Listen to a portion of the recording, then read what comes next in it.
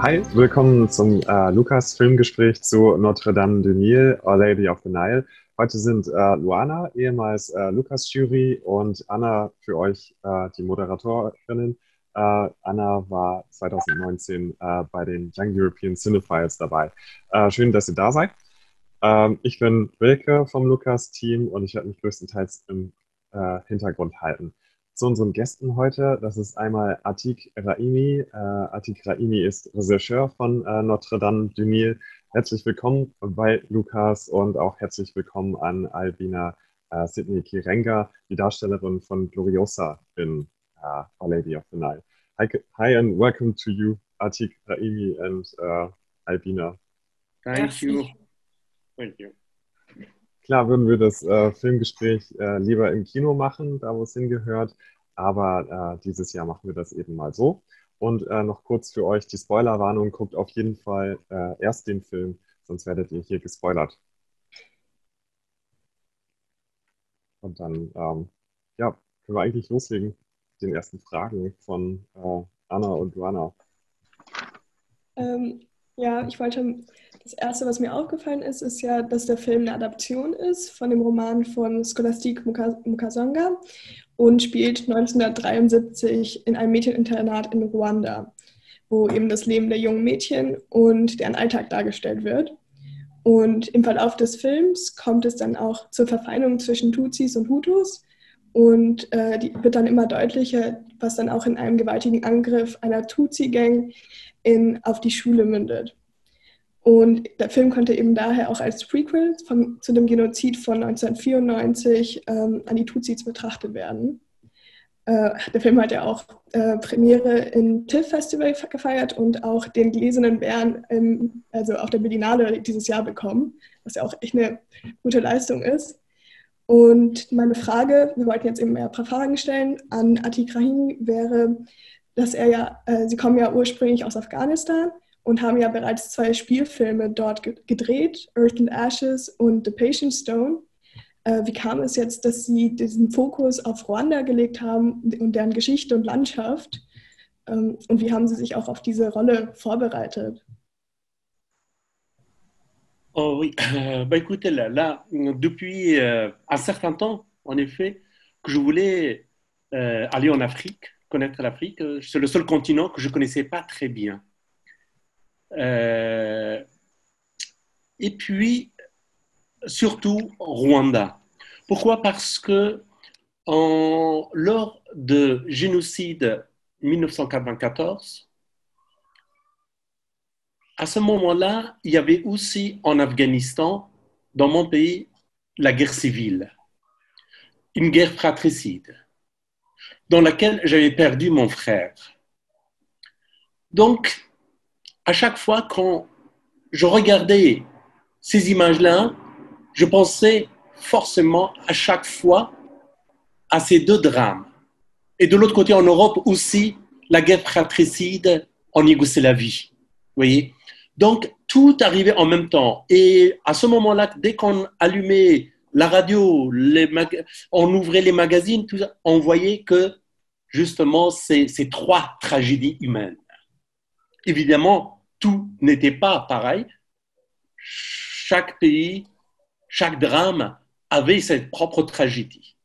Mais ce qui m'avait plus tard assez fasciné, c'est que comment un peuple, après un tel génocide, comment ils ont pu revenir à la paix.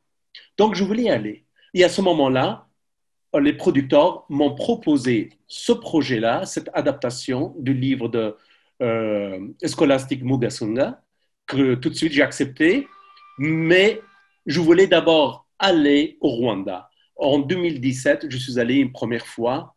Je suis resté 2 mois pour m'imprégner de la culture, enfin un peu de l'ambiance de ce pays, des visages, de paysages. Et puis je suis revenu, j'ai réécrit le scénario. Puis en 94, en 2018, je suis retourné et j'ai créé voilà, mon atelier pour tourner le film. Okay, also die Handlung vom Film spielt ja in den 70er Jahren. Das ist noch 20 Jahre bevor dem eigentlichen Genozid in den 90ern. Und wir haben uns eben gefragt, warum spielt der Film 20 Jahre davor, obwohl es trotzdem dieses Thema behandelt. Und gab es damals wirklich schon so in den 70ern, wie man es in dem Film erlebt, oder ist das jetzt einfach fiktiv, um darauf hinzuweisen, was in Zukunft geschehen wird? Ok. Alors, pourquoi est-ce que l'action a lieu 20 ans avant le génocide? Est-ce que ce qu'on voit dans le film s'est passé en réalité ou est-ce que l'action est plutôt fictive? Alors, ce livre, c'est en quelque sorte l'autobiographie. C'est-à-dire que Scholastique Mukasunga parle du lycée dans lequel il a étudié. C'est un peu son histoire à elle. Virginia, c'est elle presque. Mais bon, moi je ne voulais pas faire un biopic d'un écrivain. Donc ce qui m'intéressait beaucoup dans ce livre, c'est justement voir comment le génocide de 1994 a été préparé 20 ans avant. Ce qui était important à cette époque, vous voyez, il y a eu plusieurs tentatives après la colonialisation de Rwanda, d'abord par l'Allemagne, ensuite par les Belges. C'était qu'ils avaient sacralisé une ethnie, puis ils ont donné des armes à l'autre ethnie pour les diviser. Et on montre aussi que cette différence qui était entre les Hutus et les Tutsis, au départ, ce n'était qu'un clivage, une différence plutôt sociale qu'ethnique. Mais on a imposé justement ce clivage ethnique. On les a rendus ennemis. Donc, c'est ça, pour moi, qui est important. Depuis 1959, qu'on a essayé d'amener ce génocide envers les Tutsis. Mais à chaque fois, d'une manière ou d'une autre, ça a été empêché, notamment par la conscience rwandaise. Mais alors, pour cela, ce qu'ils ont fait, c'est d'abord chasser la conscience rwandaise.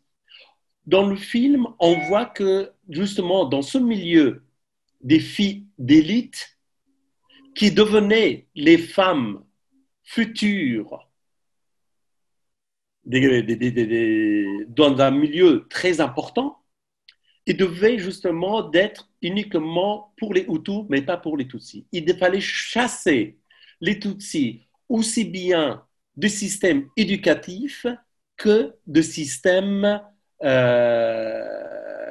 administration, etc., etc. Et même les intellectuels Hutus qui s'opposaient à ce génocide étaient chassés à ce moment-là. Vous voyez? Donc, d'une certaine manière, c'est pour préparer le génocide, ce qu'on appelle plus tard le génocide populaire. Voilà. Pour montrer que non, ce n'était pas l'État qui voulait faire ce génocide, mais plutôt le peuple même. Alors qu'ensuite, on a découvert que non, c'était plutôt l'État derrière tout ça. D'accord? Voilà. Je ne sais pas, c'est, peut-être Albina, elle sait mieux que moi sur cette affaire.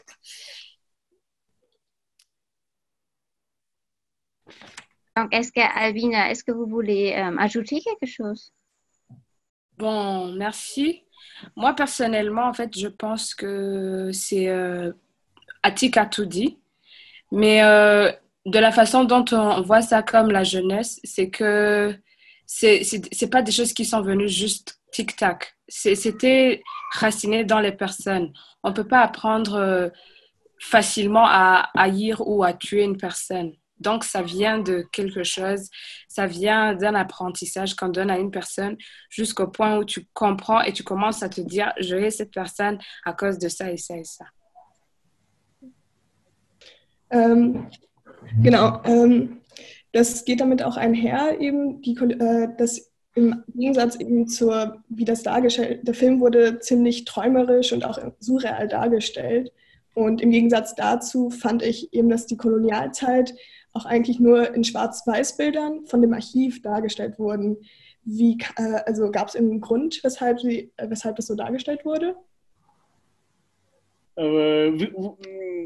Il fallait faire intervenir des images d'archives, des films de l'époque. Il n'y en a pas beaucoup, hein, de l'époque coloniale, pas du tout. Parce que l'époque coloniale s'est arrêtée en 1959. Donc avant, il y avait très peu d'images, hein, de là-bas, le Rwanda. Donc je ne pouvais pas reconstituer ce passé, encore le passé colonial, etc., ça demandait beaucoup d'argent. Nous, on n'avait pas beaucoup d'argent pour reconstituer tout ça. Et deuxième chose, moi, ça ne m'intéresse pas trop. Je ne voulais pas faire un film sur le colonialisme, etc. Moi, ce qui m'intéressait, de voir à ce moment-là comment un peuple, dans son innocence, arrive à sacraliser ou à faire sacraliser une couche sociale, une ethnie, une pensée, etc. Et cela, évidemment, par l'intermédiaire de l'Église et de la politique, puis montrer que à chaque fois quand il y a le sacré, évidemment, ce sacré crée des sacrilèges, des interdits, des tabous. Que agresser ça, c'est une sorte de violence. Ça déclenche la violence et cette violence cherche ensuite des boucs émissaires, cherche des sacrifices. Et donc, voilà, moi, ce qui m'intéressait plus, de montrer le mécanisme de la haine, le mécanisme du génocide, le mécanisme de la haine. Comment ça crée, comment la violence naît, vous voyez? Et pourquoi? Parce que, en tant qu'Afghan, quelqu'un qui a vécu la guerre, justement, je voulais chercher pourquoi dans mon pays il y a tant de violence, tant de tragédies historiques, politiques. Justement parce que là-bas aussi, la religion, qui est une machine de sacralisation de tout, hein, crée des tabous, des sacrilèges, et comment amène mon pays d'origine, ma terre natale, vers cette violence permanente. Et moi, quand je suis allé là-bas, évidemment, les directrices de casting ou directeurs me demandaient toujours comme, bon, je suppose que vous voulez tel nombre de filles Hutu ou tel nombre de filles Tutsi. Et moi, j'ai dit non, contrairement aux autres. Moi, je ne voulais pas tomber dans ce piège. Parce qu'aujourd'hui, Rwanda, les filles, Albina vous dira bien sûr, juste après, qu'elles ne se distinguent plus comme Hutu ou Tutsi. Ils disent tous, nous sommes rwandaises, c'est tout. Et ça m'avait beaucoup frappé. Et justement, je voulais participer à cette démarche très importante dans le pays. Donc, je ne voulais pas faire cette distinction. Donc, dans mon film, il y a des Tutsis qui jouent le rôle de Hutu et des Hutus qui jouent le rôle de Tutsi aussi. Vous voyez?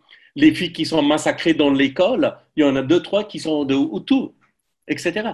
par exemple, Albina, elle-même, elle va témoigner de ça, qu'elle elle est Tutsi, mais elle joue le rôle d'un Hutu dans le film. Vous voyez, ce qui m'intéressait, justement, de mettre les bourreaux dans la peau des victimes et les victimes dans la peau des bourreaux. Pourquoi? Ce que j'avais fait aussi dans mes autres films aussi, un peu, pour montrer aux bourreaux que, attention, ce qu'on a fait, voilà, maintenant, il faut que tu ressentes cette douleur, cette souffrance que le victime avait subie. Et de la même manière, il faut quand même, par exemple, comme les Hutus, parce que le Hutu, comme avant, ils se prenaient comme des victimes, etc. Quand ils ont pris le pouvoir, ils sont devenus à leur tour des bourreaux. Donc, d'une certaine manière, dire aussi aux victimes, attention, vous aussi, vous êtes en tant qu'être humain capable de devenir bourreau. Et il faut qu'on comprenne ça, il faut qu'on ressente ça, il faut que les bourreaux ressentent ce que vivent les victimes et inversement. Donc, c'était plutôt un choix politique et moral de ce point de vue. Donc, j'ai fait presque, on avait une centaine de filles capables évidemment de jouer et parler en français, mais à part 2-3 qui étaient actrices, les autres étaient non actrices, c'était juste des élèves. Et pour cela, j'ai créé un atelier d'acting là-bas pendant 2 mois. Et voilà, le résultat, vous l'avez vu. Et maintenant, Albina, elle va dire plus sur ce sujet. Oui, merci. En fait, je pense que ça a commencé en mai. On a fait des vidéos étant une centaine et on devait parler en français, bien sûr. On a envoyé nos vidéos. On ne savait pas vraiment si c'était un film sérieux ou pas. Et après, on nous a appelés en juillet pour faire l'atelier avec Monsieur Attic. Et ça a pris 2 mois de triage, de voir si on peut vraiment jouer. Parce que beaucoup de nous, c'était la première fois, y compris moi. Et je pense que ça a vraiment pris le temps parce qu'on ne savait pas comment jouer, on ne savait pas si c'est cette place qu'on doit prendre. Et nos familles étaient vraiment contre, surtout la mienne.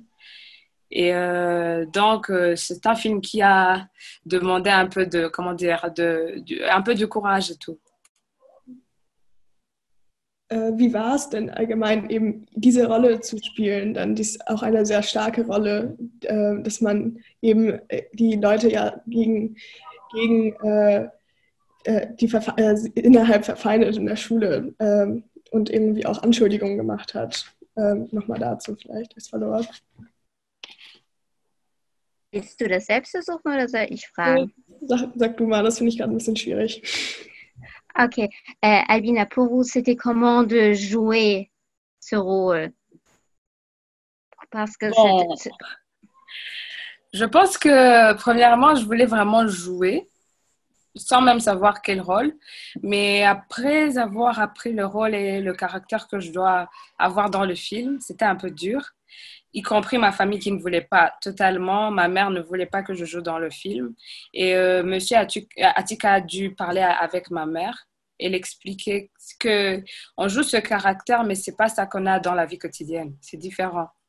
Et pour moi, personnellement, c'était un peu dur parce que je devais être la personne que je ne suis pas dans la vie quotidienne, la méchante. Et donc, c'était un peu comme un défi. Ouais. Ok. Ja. Alors, et Wilke, il a dit merci aussi et tout le bien pour vous deux. Merci. Merci beaucoup. Merci beaucoup, Paul. Euch vielen Dank fürs Einschalten. Danke nochmal an Julia, besonders für die Übersetzung, besonders heute. Schaut euch auf jeden Fall noch weiter im Lukas-Programm um. Da gibt es sicherlich noch jede Menge Interessantes für euch. Die Filme könnt ihr im Kino des DFF in Frankfurt und im Caligari in Wiesbaden sehen und fast den kompletten Wettbewerb deutschlandweit auch online. Noch bis zum 1.10. läuft Lukas und am 2. und 4. gibt es die Wettbewerbsgewinnerfilme im Kino des DFF. Ansonsten schaut auf unseren Social-Media-Kanälen vorbei. Da könnt ihr in Challenges unter anderem auch Filmtickets gewinnen und sagt euren LehrerInnen Bescheid. Lukas hat tolle Angebote für alle dabei. Vielen Dank nochmal an Luana und Anna und an das Lukas-Team, das diesen Termin ermöglicht hat. Und wir sehen uns dann hoffentlich nächstes Jahr alle wieder im Kino. Danke.